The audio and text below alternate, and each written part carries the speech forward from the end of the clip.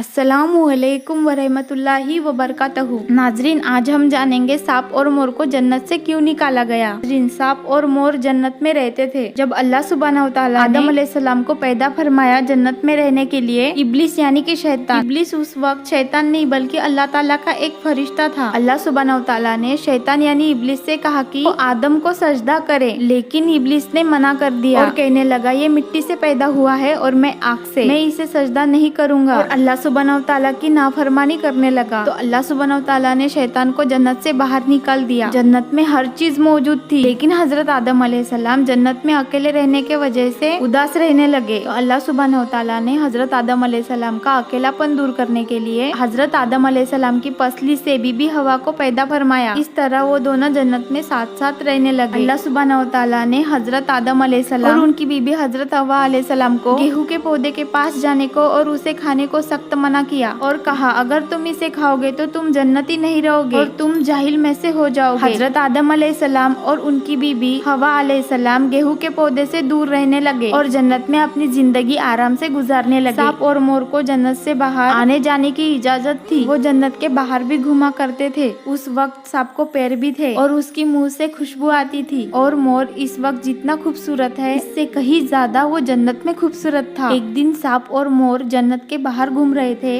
अचानक उनके पास इब्लिस यानी कि शैतान आ गया और सांप और मोर से कहने लगा कि तुम मुझे जन्नत में ले चलो। लेकिन मोर और सांप ने शैतान को मना कर दिया। लेकिन शैतान ने अपनी बातों से मोर और सांप को अपनी दोस्ती के जाल में फंसा लिया और उन दोनों को बहका दिया। सांप ने शैतान को सलाह दी कि तुम सांप बन जाओ और मोर तुझे निगल लेगा और जन्नत में जाकर उगल देगा और इसी तरह तू जन्नत में दाखिल होगा। शैतान ने वैसा ही किया। शैतान सांप बन गया और मोर ने उसे निगल लिया और जन्नत में जाकर उगल दिया और इस तरह शैतान जन्नत में दाखिल हो गया। शैतान ने जन्नत में जाकर हजरत आदम अलैहिस्सलाम और उनकी बीबी हजरत हवा अलैहिस्सलाम से मुलाकात की और उनसे कहने लगा कि मैं तुम्हारा दोस्त हूँ, क्या तुमने अभी तक गेहूं के पौधे का फल नहीं खाया? अल्लाह ताला ने तुम्हें उस फल को खाने के लिए मना फरमाया है। अल्लाह ने तुम्हें उस फल को खाने के लिए इसलिए मना किया है कि क्योंकि अगर तुम ये फल खाओगे तो तुम फरिश्ते बन जाओगे। लेकिन हजरत आदम अलैहिस्सलाम ने वो फल खाने से मना कर दिया और शैतान से कहा कि अल्लाह सुब्हानहू व तआला ने ये फल को खाने के लिए मना किया है। जब हजरत आदम अलैहिस्सलाम सो गए तो शैतान बीबी हवा को बहकाने लगा। बीबी हवा ने शैतान की बातों में आकर उस फल को खा लिया यानी कि गेहूं के दाने को खा लिया और हजरत आदम अलैहिस्सलाम को भी खिला दिया। इसे खाने से उन्हें पखाना आ जाता है और जन्नत गंदी हो जाती है और हजरत आदम अलैहिस्सलाम और उनकी बीबी के जन्नती लिबास भी उतर जाते हैं। फिर अल्लाह सुब्हानहू व तआला ने